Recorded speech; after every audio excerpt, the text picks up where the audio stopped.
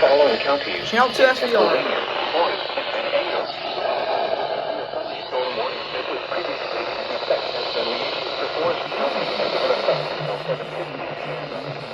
Please refer to the bulletin for the latest severe weather.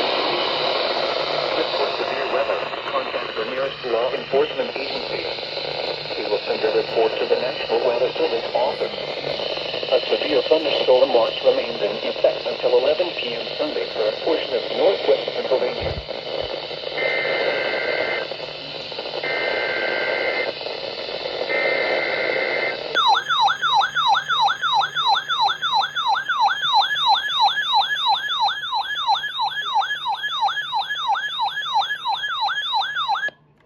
Weather bulletin.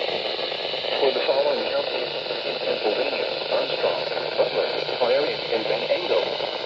The National Weather Service in Pittsburgh has issued a severe thunderstorm warning for southwestern Van Angle County in northwestern Pennsylvania, northwestern Armstrong County in west central Pennsylvania, northeastern Butler County in west central Pennsylvania, southwestern Clarion County in west central Pennsylvania until 7 p.m.